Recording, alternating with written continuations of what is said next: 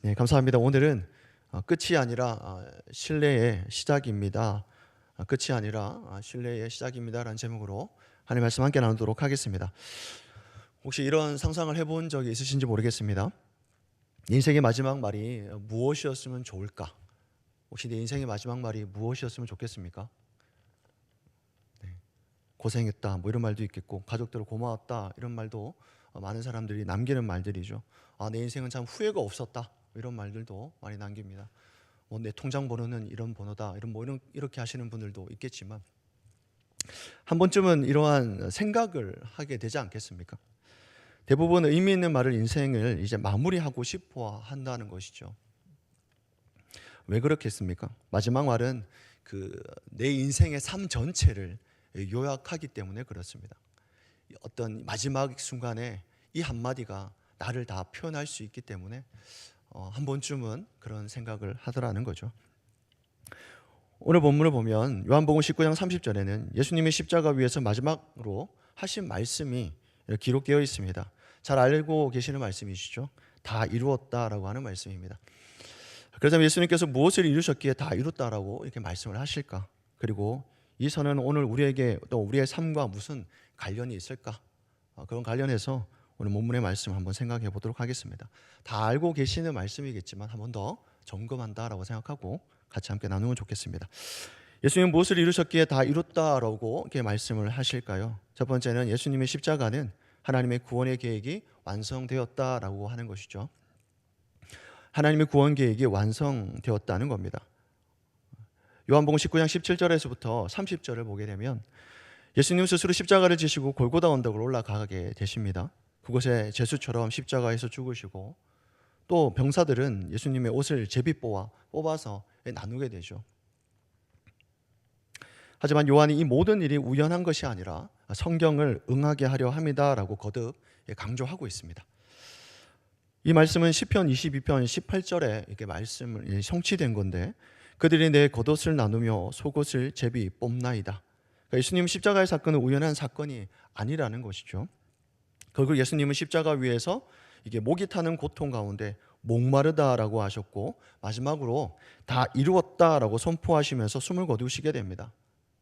우리가 잘 알고 있는 말씀이죠. 근데 여기에서 정말 중요한 단어가 있지 않겠습니까? 다 이루었다라고 하는 겁니다. 다 이루었다. 이 헬라어로는요, 테텔레스타이라고 합니다. 테텔레스타이. 다시 말하면 완성했다, 끝마쳤다, 완전하게 지불하다 이런 표현인 것이죠. 근데 여기에 이제 완료형이 되면 과거에 이루어진 사건이 현재와 미래까지 다 영향을 주게 된다고 하는 그런 문법적인 특징이 있습니다. 그러니까 이 단어를 쓰게 되면 과거에 이루어진 사건이 현재와 미래까지도 영향을 주게 되는 것이죠. 그래서 고대 헬라에는요, 상업적 용어로도 많이 썼다고 합니다.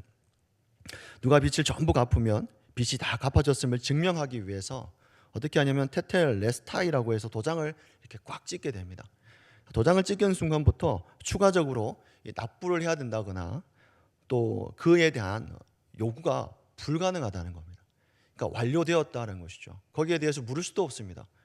완전히 끝났다 이런 표현입니다.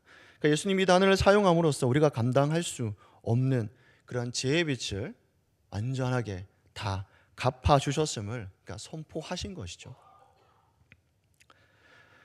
나의 죄값이 완전히 지불되었다라고 하는 겁니다. 죄의 사망의 권세 아래서 예수 그리스도께서 십자가를 지심으로 피 흘리시까지 그렇게 완전하게 끝났다라는 것이죠. 예수님 단순히 사명을 다했다는 선언이 아니라 하나님의 구원 계획을 전체를 완성했다라고 하는 것을 선언하신 겁니다. 어마어마한 것이죠. 우리가 잘 알고 있는 말씀입니다. 그런데 문제는 우리가 이렇게 받아들이지 못하는 경우가 있더라는 겁니다. 여기 새벽기도 나오셔서 계시는 분들은 아무도 없겠지만 여전히 이 잘못했다라고 하는 그런 감정에 매여서 살아가고 있는 분들이 참 많습니다. 복음이 이렇게 말하죠. 다 이루었다. 내 죄는 이미 용서받았다. 너는 이미 자유하셨다. 이렇게 선언하고 있습니다. 복음은. 그런데 의외로 반대로 생각하는 분들이 많이 있습니다. 신앙생활을 오래 하신 분들 중에도 구원의 확신이 없는 분들이 참 많습니다. 늘 죄책감으로 살아가고 계시죠. 죄책감으로 사시는 분들이 있는데, 그분들이 항상 하는 말씀이 있습니다. 내가 지은 죄가 많아서 항상 따라다니는 말이죠. 그렇게 살지 못해서, 누군가에게 선하게 살지 못해서, 선한 열매를 맺지 못해서 그런 말을 되게 많이 쓰게 됩니다. 그래서 확신하지 못하고 있죠. 어떤 청년은 어떻게 이렇게 얘기하죠. 되게 날카로운 질문을 합니다. 어떻게 질문하냐면, 내가 구원받았는지 어떻게 확신할 수 있습니까? 이렇게. 죽으면 알 수 있나요? 죽으면 내가 천국 가는지 지옥 가는지 어떻게 알 수 있습니까? 내가 확신한다고 그게 확신이 됩니까? 이렇게 질문하는 친구도 있습니다. 그래서 이제 보통 구원과 관련해서는 사람으로는 할 수 없습니다. 나로서는 할 수 없지만 하나님으로서는 하실 수 있다라고 하는 것이죠. 나로서는 할 수 없습니다. 그러한 능력도 없고 그런 힘도 없죠. 하나님으로서는 할 수 있다는 겁니다. 구원의 주체가 누구이실까요? 그렇죠. 내가 아니라 하나님이시기 때문에 그렇습니다. 그래서 보통 우리가 구원과 관련해서 얘기할 때 우리가 철저하게 내가 죄인임을 인식시켜 주지 않습니까? 당신은 죄인입니다. 왜 구원이 필요한지에 대해서 얘기할 때 당신이 죄인임을 인식시켜 줍니다. 그 이유가 내 힘으로는 아무것도 할 수 없다라고 하는 것이죠. 그래서 난 아무것도 할 수 없으니까 그 구원의 주체가 누가 됩니까? 오직 하나님만이 하실 수 있는 거다라고 얘기합니다. 그래서 우리의 구원의 근거는 하나님 말씀에 근거하여 확신하며 살아가는 것이죠. 그러니까 내 감정이 아닌 겁니다.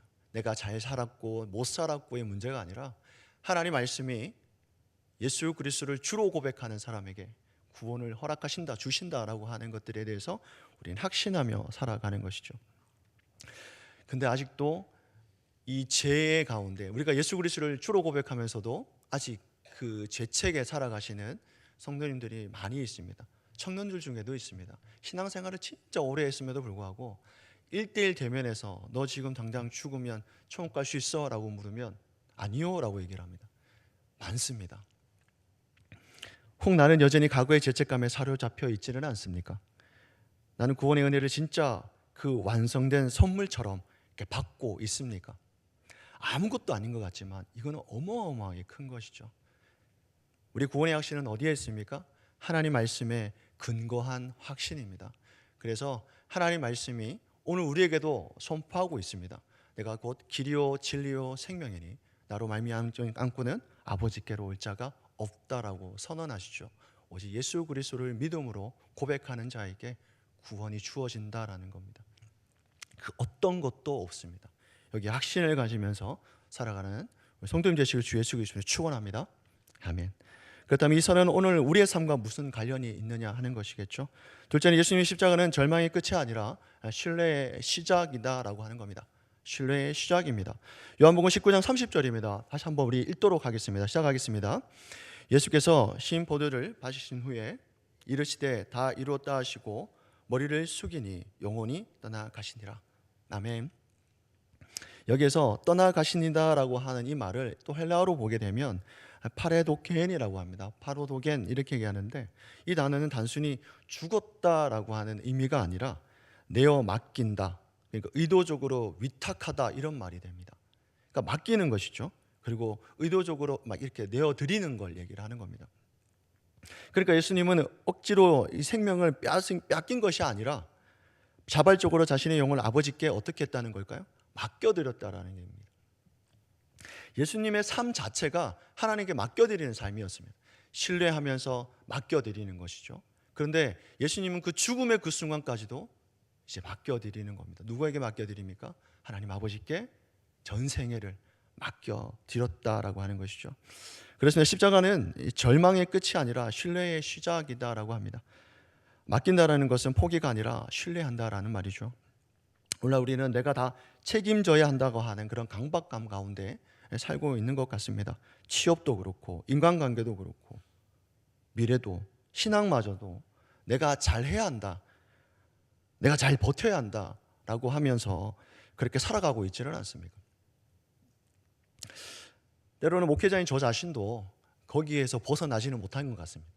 저 또한도 거기에 대해서 씨름하고 있는 저를 좀 보게 됩니다.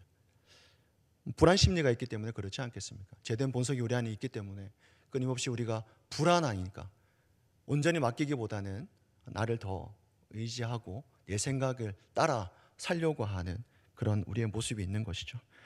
시편 55편 22절에 보면 이런 말씀이 있습니다.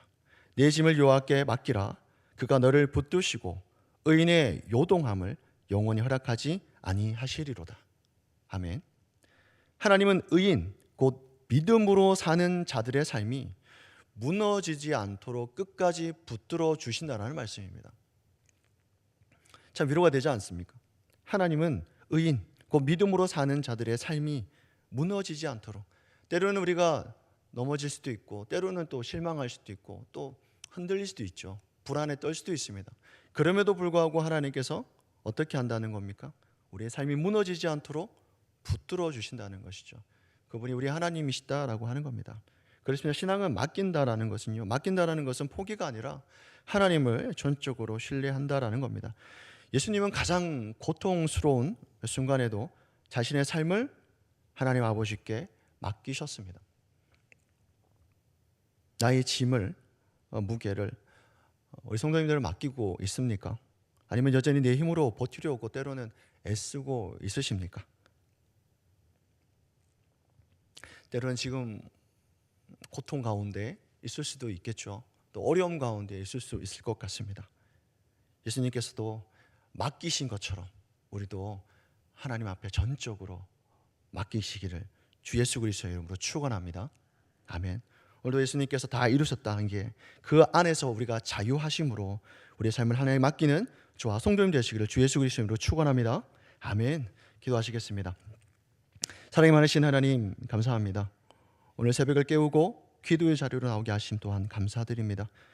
예수님께서 십자가에서 다 이루셨음을 믿고 우리의 죄책감도 두려움도 스스로 해결하려 했던 그 강박감도 다 내려놓게 하시고 이제 하나님께 맡겨드리는 삶을 살아갈 수 있도록 인도하여 주옵소서. 날마다 복음 안에서 자유하고 날마다 하나님 안에서 그리스도 안에서 자유하고 하나님을 신뢰하며 믿음의 길을 걸어갈 수 있도록 인도하여 주시옵소서. 오늘 하루의 삶도 맡겨드리며 예수 그리스도 이름으로 기도드리옵나이다. 아멘.